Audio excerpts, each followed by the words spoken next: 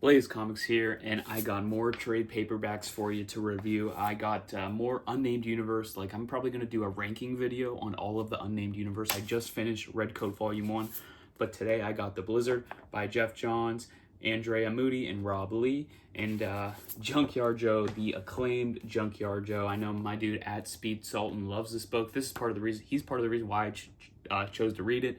I saw his poster in his videos, and he always is hyping up Junkyard Joe, so this was honestly such an amazing read. But let's get into a little bit about these books. The Guilty Must Pay. The Blizzard is about a character, Michael Verandi, who killed his son's killer and gets sent to jail for whatever reason, because he had priors on his, chart, or, and the prisoners, there's four other prisoners, including Michael Verandi, and 3 corrections officers. They get stuck in this blizzard. This collects the blizzard 1 through 12, but it's like chapters. It came out in an Image anthology book. It's not issues. They're very short chapters. And the art is very, very abnormal, but it's a very good story. I can't wait to go through this with you guys. The Blizzard monster is honestly crazy. He preys on the guilty. He's been hunting the guilty for years and years and years. They dive into that in this book, and then the very last panel of this book is such an amazing one. I hope they touch on it in, I don't know if I should say what they should touch on it in, but the Blizzard is awesome, guys. So then we get into Junkyard Joe. Junkyard Joe is by Jeff Johns, Gary Frank, and Brad Anderson, the same exact team on Geiger, so you knew this was going to be peak. Some heroes are made, not born, and that is Junkyard Joe. This is about Junkyard Joe, the robot who was made to be a killer in the war, the Vietnam War. But something changes. He gets with this group of guys in the military, and he, feels for them. He catches feelings like friendship, brotherhood, and he really feels for this team. And this is an awesome book, guys. This collects Junkyard Joe 1 through 6. It was a limited series, so it's not ongoing. I don't know if it's coming back. It does end. It's like, the end for now. So Junkyard Joe does have the possibility to come back. But yeah, this was such an awesome read. This is one of my favorite Unnamed Universe books, probably right under Geiger Volume 4, guys, and it is the same team, so you know this was going to be quality stuff. The art in this is amazing. Junkyard Joe is the man. He got super strength, super metal. It's awesome. He changes with his band of brothers from the war throughout time, but then he comes back, and we'll touch on that when I go through the pages of these 2 books. But I got you the Blizzard and Junkyard Joe in these 2 trade paperbacks. I figured I'd do these ones together because for Red Coat, I'm going to do Volume 1 and Volume 2, and it just made sense to do these 2 together. But yeah, we'll break these down in the next clip. We'll go page by page, or not page by page, but we'll go through the books. Again, spoiler warning if you haven't read these, but I do highly recommend reading both of these, especially the Blizzard. Someone on Twitter told me about the Blizzard, wasn't sure about it, read it, and it's freaking amazing. Both of these are freaking amazing, guys. Check them out for yourself, and I'll see you in the next. All right, guys, so you saw in the last clip that today we're going to be discussing The Blizzard by Jeff Johns, Andrea Moody, and Rob Lee, and Junkyard Joe by Jeff Johns, Gary Frank, and Brad Anderson. So let's take a look at The Blizzard here. This is the cover, and then this is the back if you want to read it. Gives a brief synopsis, what the book concludes, 12 chapters from Image 1 through 12, celebrated Image Comics 30th anniversary. The Guilty Must Pay. So let's break this down, guys. You get this awesome opening page, and then we get a quick story about the murderer of Michael Verandi's kid. And they were about to bring him to jail. And then Michael just eliminates him from the gene pool. So then, since he did have prior criminal charges, he did end up going to prison. He gets this mugshot, and then, even the family tries to send a letter to the judge, saying, he doesn't deserve this, but that prior criminal charge really screws him up. And then his wife sent him this letter, Adam loved you very much, about their son, but the wife had moved on. She has a new husband. So then they are getting sent to jail. They're on this bus going to the prison, and we meet some of the new prisoners here. there is a page here that shows all of them. Some of them are troublemakers, some of them are not. But we get our first glimpse of the Blizzard monster, and he is out for blood. I believe Michael sees him in the distance here somewhere. Yep, right here. Michael sees him in the distance here, but no one else sees him. That's kind of his shtick. Whenever the monster's around, you see visions of your guilt.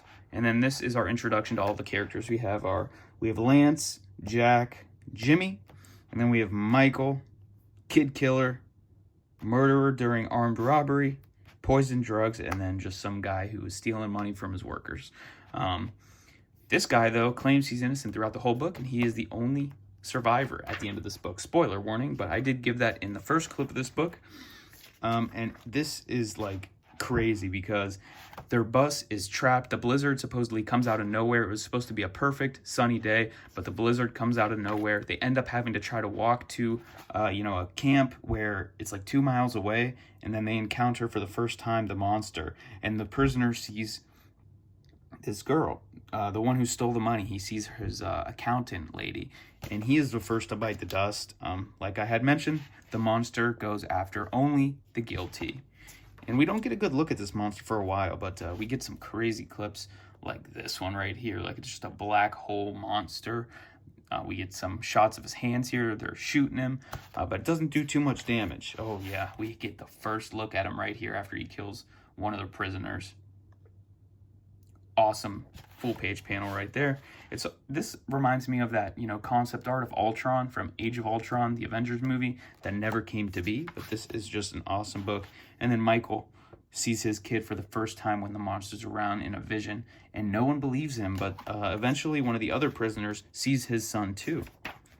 Michael's son, that is. It's a very interesting book, guys.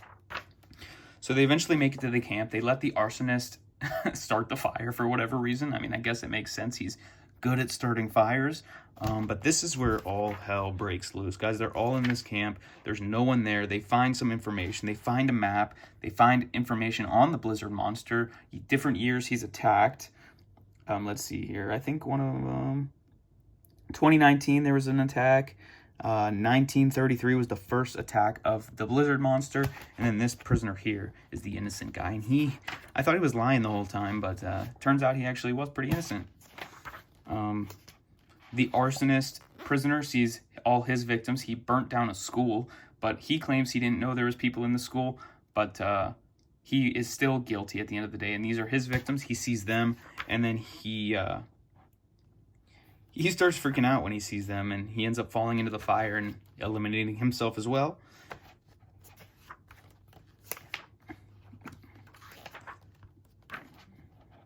This is a very interesting book, guys. If you have not read this, like I said, the art is very unique and abnormal, but it's still very, very good.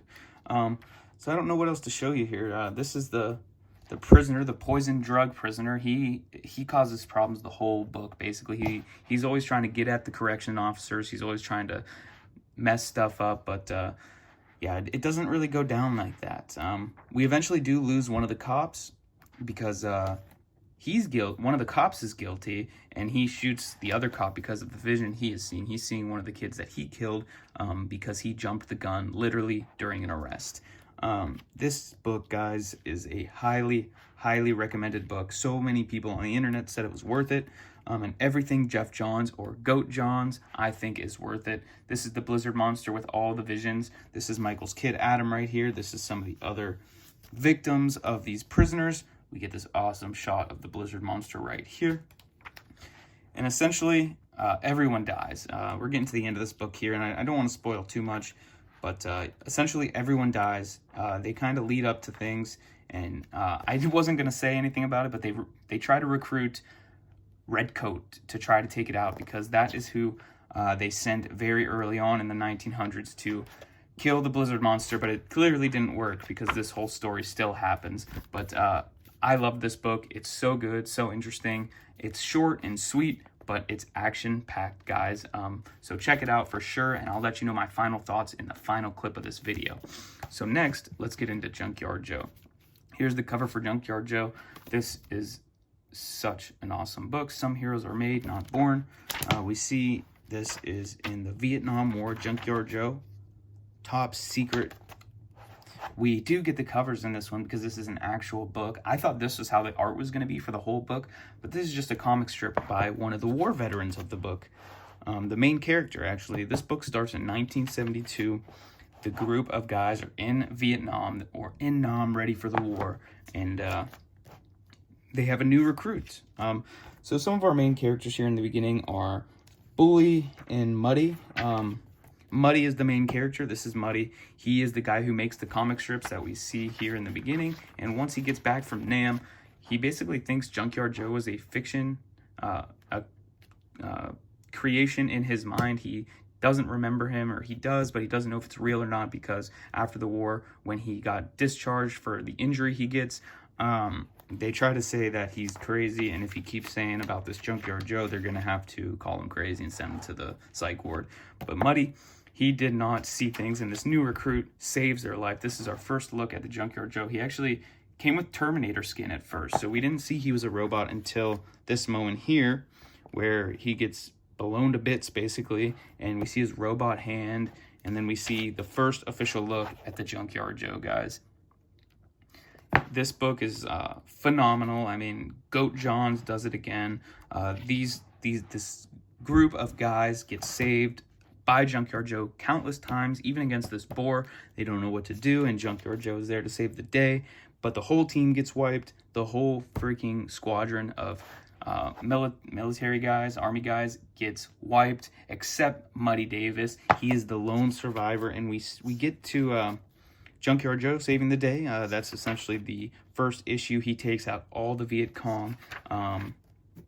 He breaks all their weapons, and then Nixon is like, what the heck, we got to get Junkyard Joe. We can't win this war, because Junkyard Joe shuts himself down, and that basically means the war is unwinnable, and they're like, get out of Nam.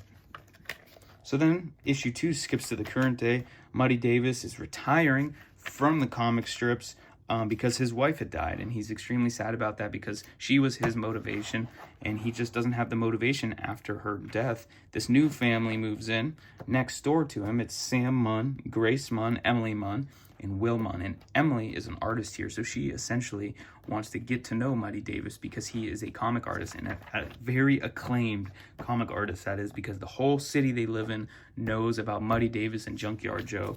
It's honestly so phenomenal, guys. I don't want to spoil too much here because you need to read this book, but then we get to this guy. He is hunting Junkyard Joe, and he is devastating. These guys are humans, but they wear robot masks for whatever reason. They're just top secret, intelligence personnel, I guess. But this is where it really starts to get juicy. Let's see here. The Munn family tries to, welcome themselves into Muddy Davis's life, but he's very to himself. He doesn't really like that. And then Junkyard Joe shows up, and the Emily, Grace, and Will are going to a new school because their mother had also died, and the father wanted to escape the city because he couldn't bear being there. All right, guys, I got not interrupted again, but my phone is not recording correctly, so 4th time's not the charm.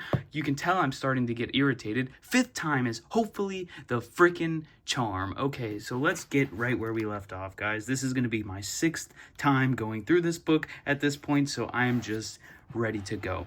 So our family here is getting ready for their first day of school. Grace, Will, and Emily, they are getting ready to go to school. They're not very happy about it because they're nervous, etc. They're not happy about being in the new city to begin with. Junkyard Joe, at the same time, they're going to their first day of school. Junkyard Joe is helping Muddy Davis clean up his house. He's folding his clothes, doing the dishes, cleaning the floor, everything that a maid would do, but he's not in wartime, so he doesn't really know what to do, and he formed a connection with Muddy during the Vietnam War, so it's nice to see them reconnect. And then he gets a call from the snowplow company, I guess, and he's like, hey, do you need your driveway plowed? And he's like, no, I don't think I do. He's like Captain America at the end of Avengers Endgame. He's like, no, I don't think I will. But he has Junkyard Joe do it. So the kids go to school, and they get bullied to the end of the day, from the start of the day to the end of the day. Will gets bullied for whatever normal little boys get bullied for. Emily gets bullied for her art book. It's not very cool, honestly. Her picture of her mother gets ripped up, and then the older sister, Grace, gets bullied for having a Gucci bag, and they're like, oh, you're rich, but she's like, I only have one. Junkyard Joe has a pit of PTSD here for some reason. After plowing the driveway, the mug breaks and he just goes into a panic. And then the Munn family gets in a big argument over mom. They're like, "Why did you move us to the city? You can't stop thinking about mom. You won't even talk about her." She's like, "You can't stand being reminded of mom," Emily says, and she runs away. And this is where Emily meets Junkyard Joe for the first time. She runs to his window and she drops her art book. So she has to go back and try to get it. And then Mr. Davis opens the door and she sees, or this is before that. But she runs over there, she looks through the window, and she sees Junkyard Joe. And then we get into issue 4. The custodian is closing in on his hunt for Junkyard Joe. I don't know if I told you his name before. I'm kind of all over the place right now because I've had to record this so many times. But this guy is the custodian, and he is on the hunt for Junkyard Joe. So Emily sees Junkyard Joe through the window. Count how many times I say Junkyard Joe, guys. It's pretty intense in this video. But she gets spotted. She runs away. She drops her art book. She runs back to get it. Muddy Davis opens the door, and he is thoroughly impressed with her art. And it got torn up in school today when she was getting bullied, which is so terrible because this portrait looks very awesome of her mother. And all while this is going on, they're getting to know each other. This is when Muddy Davis finally opens up to the Munn family, Emily first, because they connect through the art. He tells her about Junkyard Joe. He's real. He helped me in the war. And then their siblings are trying to cook the lasagna because the father, Mr. Munn, threw a temper tantrum. And they eventually are like, "Oh, we're worried about Emily. We have to go find her." So they run over to Mr. Davis's house and they see Junkyard Joe. And then they try to keep it a secret. Like over here, they try to keep it a secret. You can tell they're not very good at it by the looks on their faces. But in the meantime, also, the custodian is just mowing down Melody Hills police. Like, he will do anything to get this Unit Beta robot Junkyard Joe. It's pretty freaking intense, guys. He is menacing. And we also find out who he is at the end of, or the beginning of issue 6. So we'll see that relatively soon. But Mr. Davis takes Junkyard Joe into Melody Hills in this awesome ski mask, so no one knows he's a robot. But he takes him to the VA, to this guy he knows, to see if they can help him do something about Junkyard Joe. Why is he here? What do we do about it? And what's going to happen to him? And the guy is utterly shocked, guys. He's like, "Junkyard Joe's real? We thought he was just your comic strip." But then the kids go back to Mr. Davis's house to see if he has returned, and lo and behold, he is not. The custodian is there waiting for him, questioning them where Unit Beta is, and he has his goons there ready to harm these children. So issue 5 starts up right where issue 4 left off, and he says, "But clearly you've seen it," talking about the robot, "so I'll ask you one last time," while he points a suppressed pistol at them. And they try not to tell him. They just book it at the end of the day. They're like, "Yeah, I'm just going to start running." And that's what they do. We could skip some of this. But when Muddy gets back to his house, he realizes the custodian has the kids held hostage, and Junkyard Joe will save the day because that's what he does. He did that in the war, and he does that now. You get this awesome panel of the custodian getting his mask broken, which he relatively fixed pretty quick somehow, because the next time we see him, his mask is back to normal. So I don't know if that's an error. Like, see right here, his mask is back to normal. But he beats on Mr. Davis, knocks him out, and leaves him there while the kids are running away because they have Junkyard Joe.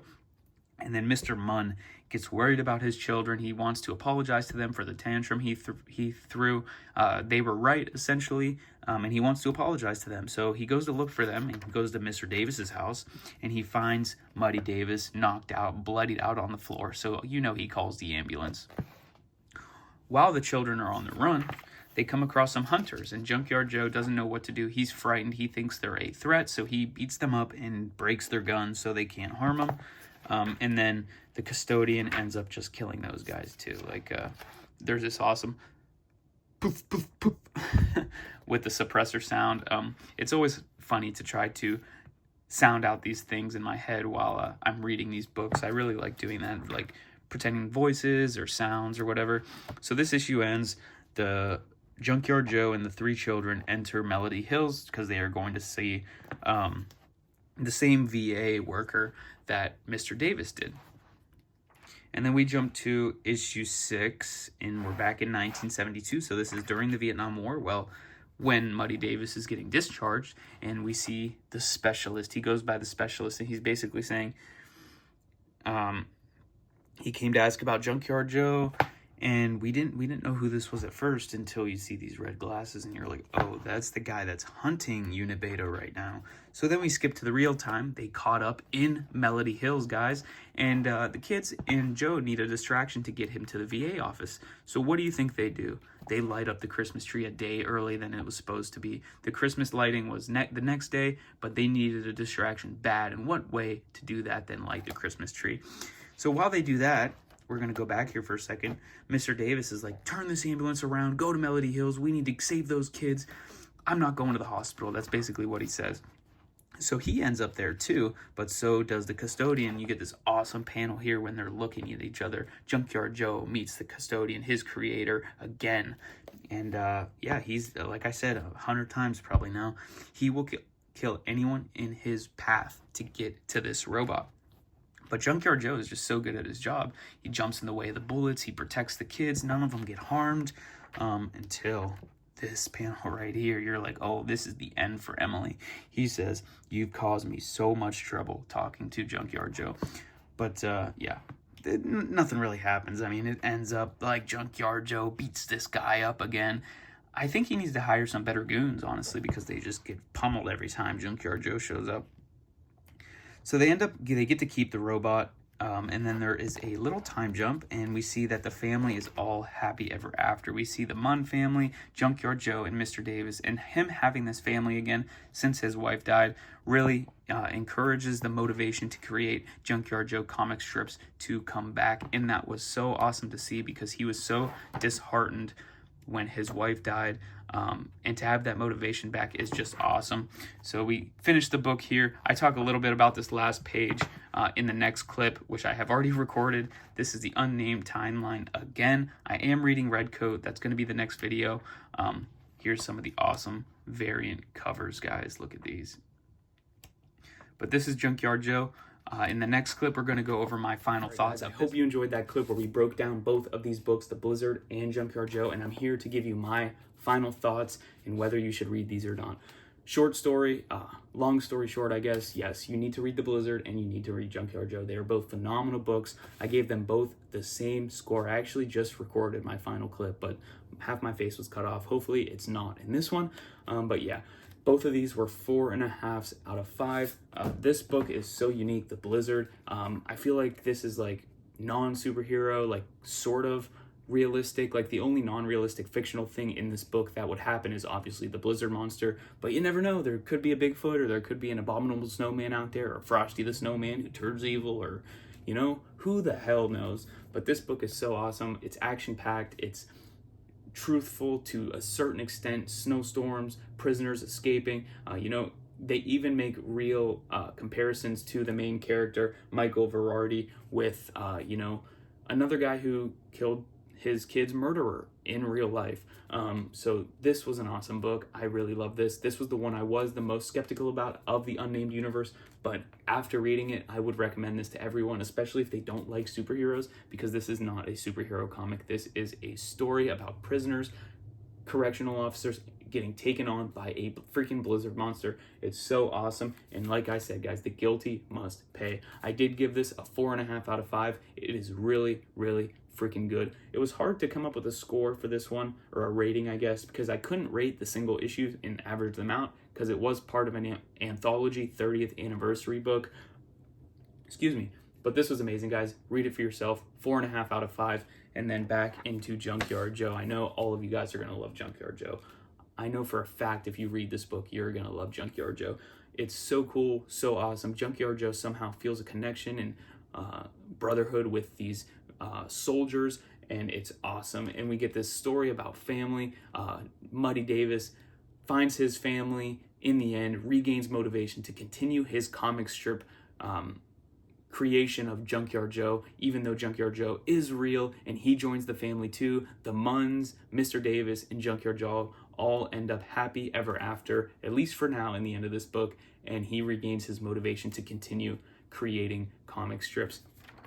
And also at the same time, it's action-packed because there is an all-out hunt by the U.S. government, or maybe estranged U.S. government agents, to hunt down Junkyard Joe, but they fail in the end, like you saw in the last clip. And this is a special sneak peek here. The end of this book, guys, we do actually see Geiger show up. We see Barney the two-headed radioactive wolf, and we see Geiger show up, so we know Junkyard Joe is going to come back. This is a major spoiler if you don't read the book, but I did say spoiler warning in the beginning. So yeah, this was freaking awesome, guys. I did also give this a 4.5 out of 5 stars. This was hard to rate because there was a lot of 5s, but with the average, it came out closer to 4.5 out of 5, and I think that's still a great rating. That's like a 9 out of 10, guys. It's still an A. It's still phenomenal. The art is phenomenal. The art in this one is so unique and so awesome. It's definitely a twist to normal comic art, and they're shorter stories. They're chapters instead of issues. And then going to this, which is full issues, the art is phenomenal. It's so realistic. It's there's different seasons. There's different environments. We go to Vietnam, we go to the United States, we go to the snowy United States, Junkyard Joe on the run. There's a giant Christmas tree that they light up as a distraction to get Junkyard Joe back to the VA where Mr. Davis's friend is. The kids do that at that point. But yeah, I love this book. And like they say on the back, some heroes are made, not born, and Junkyard Joe is made to do this. So I gave both of these 4.5 out of 5s, and I would recommend these to anyone, especially since they're not superhero comics. This is awesome, guys. Read these for yourself. I hope you enjoyed the video. The next one is going to be Red Coat Volume 1 and 2. So if you want to see that sooner rather than later, like, comment, and subscribe, and I'll see you in the next one.